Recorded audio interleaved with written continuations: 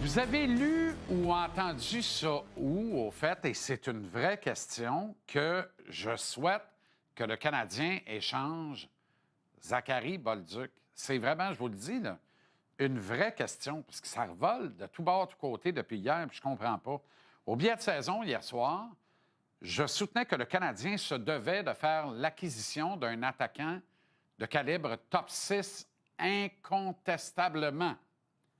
Et je le maintiens. J'ai soulevé la possibilité de ramener Sean Monahan, si ça ne se replace pas dans la métropolitaine pour les Blue Jackets de Columbus et qui a failli du projet Rick Bowness cette année. Et je disais qu'un gars comme Alexis Lafrenière, avec l'approche de Martin Saint-Louis, serait un très bon fit pour le tricolore. Gros bonhomme, talentueux, des places de l'air. Lafrenière s'apparente à Slavkovski, même si je lui préfère Slav, là, quand même.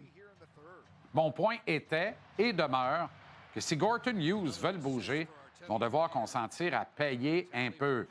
Que le paiement se fera en joueur actif pour en éliminer du trop-plein en raison du retour des blessés, ce qui a imposé Bolduc dans la conversation.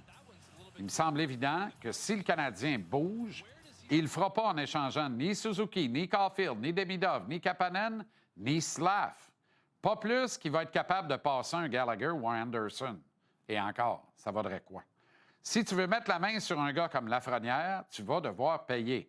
Et dans ce qui reste une fois les impossibles identifiés, invariablement, le nom de Bolduc va rejaillir, va s'imposer. 22 ans, ex-premier choix, plein de talent. Exactement la raison pour laquelle je l'ai évoqué, tout en précisant, et je l'ai fait hier pourtant, que ce ne serait pas de gaieté de cœur en ce qui me concerne.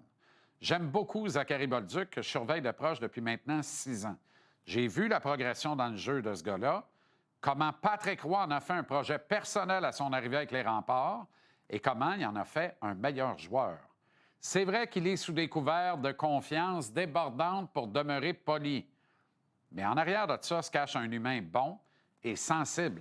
Bolduc, c'est un brillant qui compute très bien la game du hockey, Martin.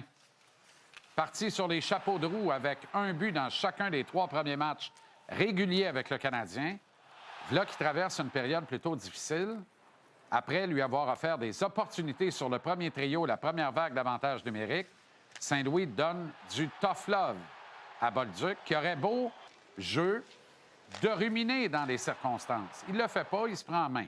Quand le coach l'a préféré à Slav aux côtés de Suzuki et Caulfield, et avec un homme en plus également, est-ce que c'était vraiment pour lui accorder toutes les chances de produire un rythme soutenu ou c'était pas plutôt pour fouetter le grand Slav?